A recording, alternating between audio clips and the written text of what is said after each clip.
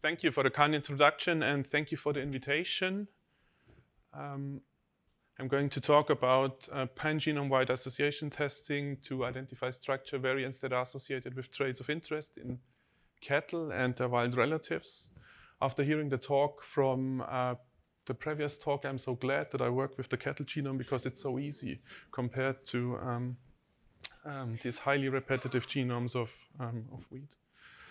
I want to start the talk to give you some background about the cattle genome and also make a statement that obviously the linear reference sequence fails to represent diversity, and I think we all appreciate in the meantime that there are better references than a linear reference sequence.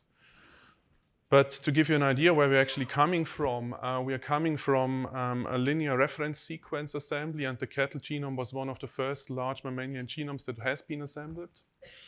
The sequence was assembled in 2004 from an animal called Dominet. This is actually the animal which was used to assemble the cattle reference genome.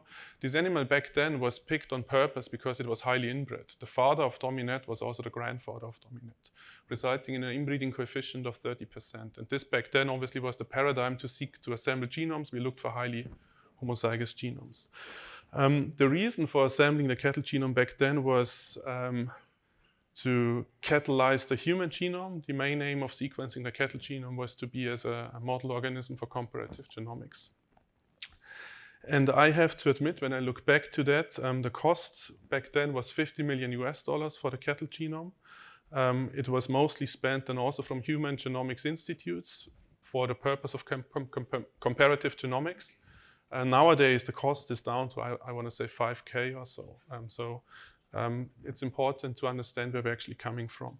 And I always thought I'm spoiled because I started my PhD in 2009. And I started my PhD in 2009 shortly after this paper about the cattle genome was published in Science. So I cannot imagine a time without reference genomes.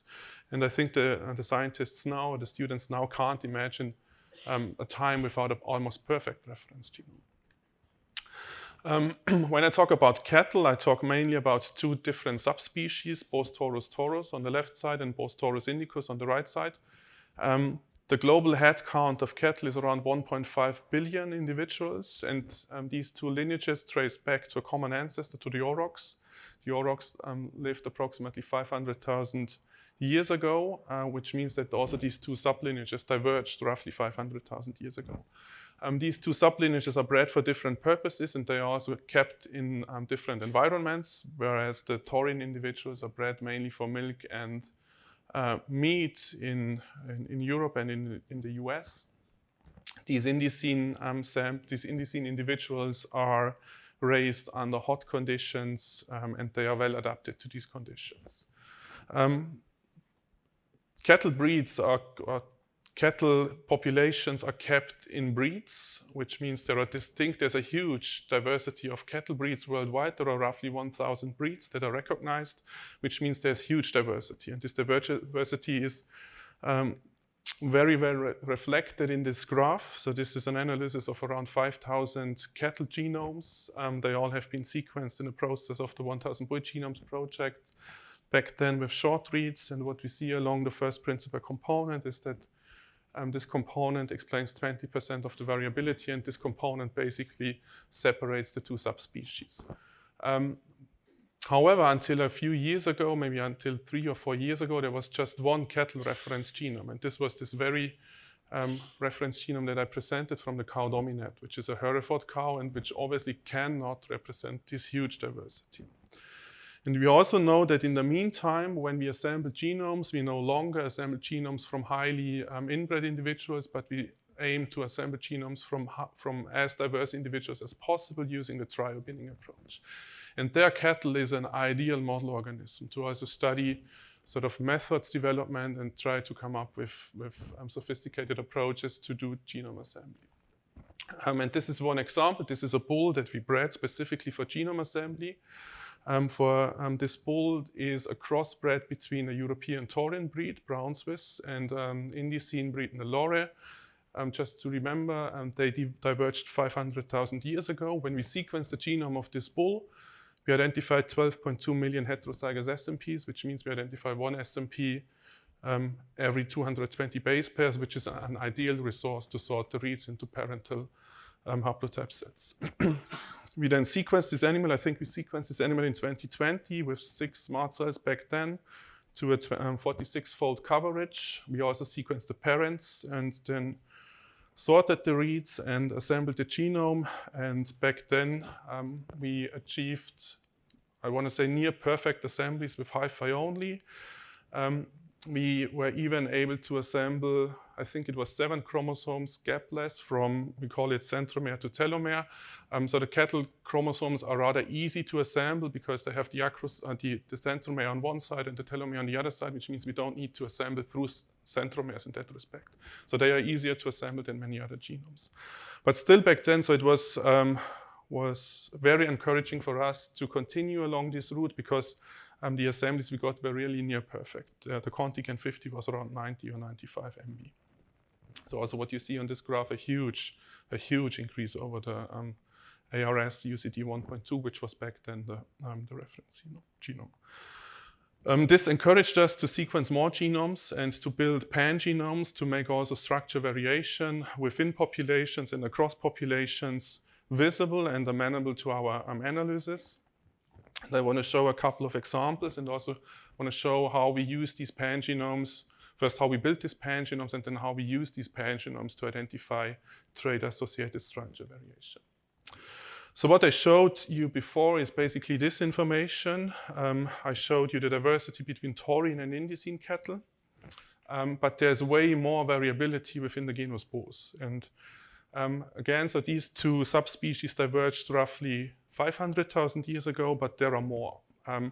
This entire genus both contains 8 species, and the common ancestor of these species occurred roughly 5 million years ago.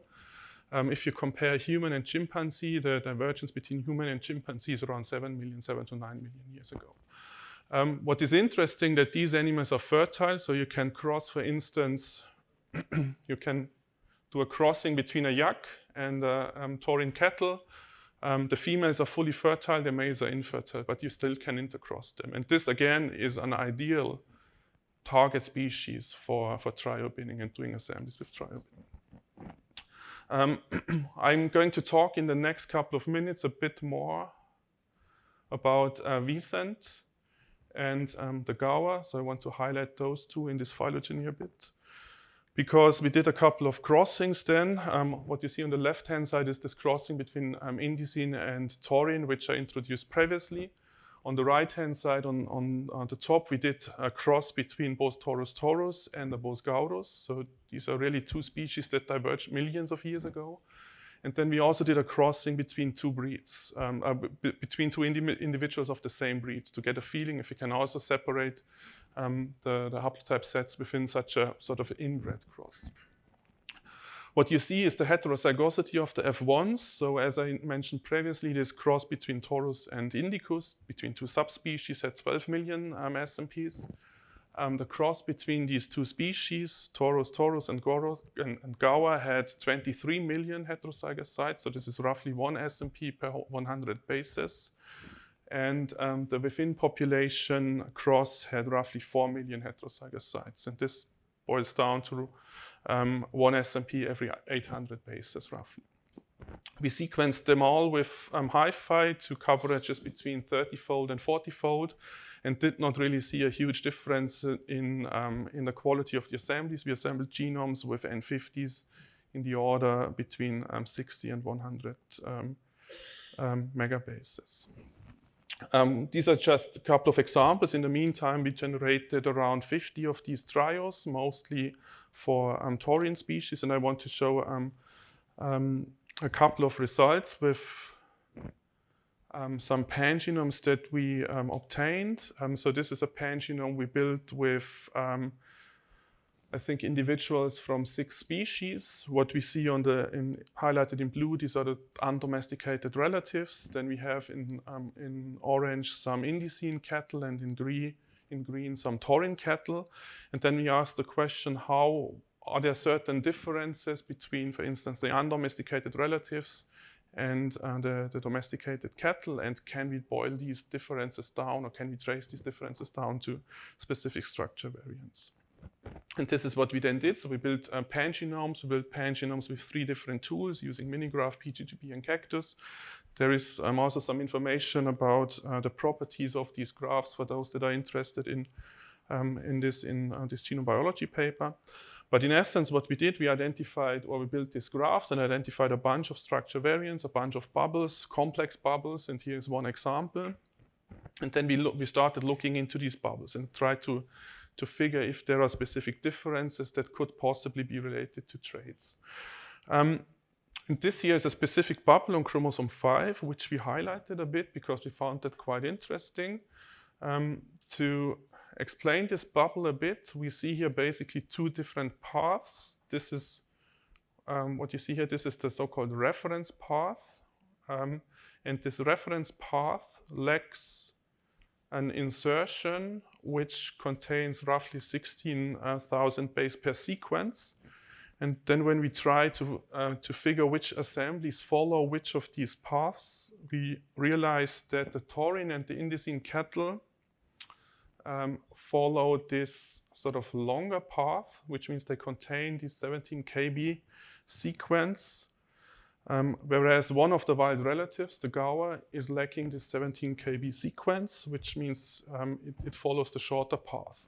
We then looked into the gene content of this sequence and identified a beta taste receptor in this sequence, which we believe could possibly be associated with adaptation to different diets in this gaur, and which we found quite interesting. This is obviously, when we look into the alignments, so these are the bind HiFi alignments. Even with the bind HiFi alignments, this looks quite complex. It looks like a nightmare if you look into short read alignments, because it's impossible to resolve such an area with the short reads. Then we started looking into this guy here. This is Vicent, or the European bison, and also the assembly of this genome caused us quite some headaches, because this genome is by far the most homozygous genome that we assembled so far.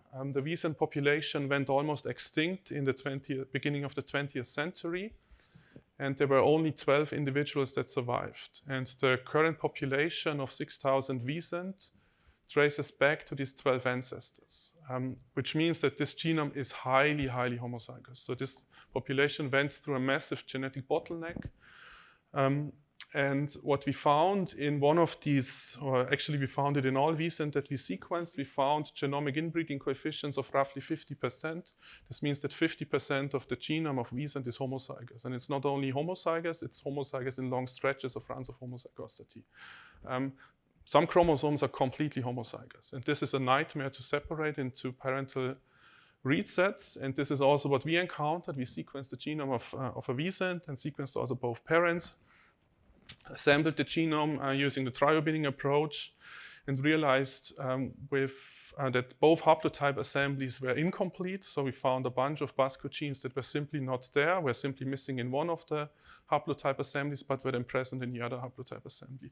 And this traces back to the problem that you cannot separate the reads properly, which then led us to decide that we should not move forward with the haplotype assemblies, but we rather move forward with the primary assembly. Although the primary assembly is possibly a bit too long, we know that some highly similar sequences likely not properly collapsed in the primary assembly, but still we consider the primary assembly to way better than the incomplete haplotype assemblies. The primary assembly indeed was very, very good in terms of contiguity and also in terms of completeness, also in terms of accuracy. And then we started again looking into pan-genomes. We built again a pan-genome with different species from the genus Bos. And we were then wondering what differs between the bison and the other members of this genus Bos. So we specifically looked into structure variants that we identified in this pan-genome in the European and American bison, which were not present in any of the other members. And this identified a very interesting, very large deletion. It's again a deletion or deletion insertion, depending on what you use as a reference.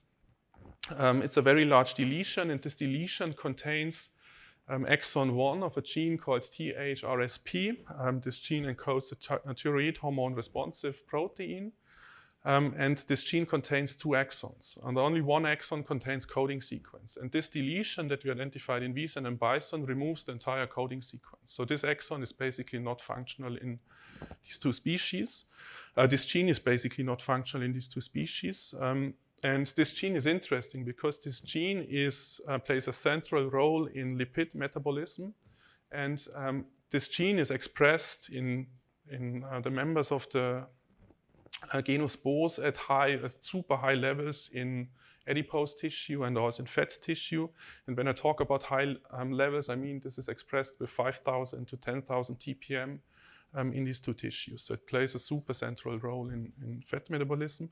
And we believe that the lack of this exon and basically the lack of this gene in Wiesent and bison is responsible for the low fat content that is observed in bison and Wiesent meat when compared to the other members of the species. So again, this is an immediate result that we got from a pan-genome.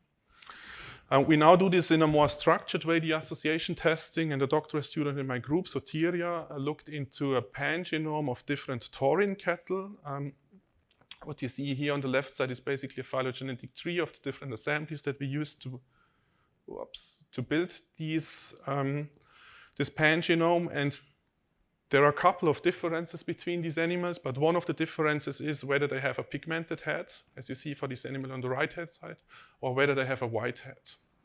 And we then asked the question if there are differences between these 2 groups, and Sotiria came up with a quite smart approach. She looked into the pan-genome and came up with an association testing method that considers the similarity and dissimilarity of individuals with similar phenotypes and dissimilar phenotypes. In this pan-genome, she basically followed the path of all haplotypes and then identified bubbles which are associated with this binary phenotype. And this let us identify a region on chromosome 6, just 50,000 base pairs upstream the KIT gene, which is an obvious candidate for pigmentation traits. And here we identified in the white-headed animals an insertion of repeat elements. And we believe that this insertion sort of places an enhancer of KIT further upstream, which then impacts the expression of KIT. With that, I want to conclude, and I want to keep the conclusions smart and sweet. So what we saw is that HiFi reads enable the generation of cattle genomes almost without any manual curation. The pan-genomes we build with these assemblies make structure variants amenable to association testing. And with these few examples that I showed, we already realized how important that structure variants are for phenotype variation.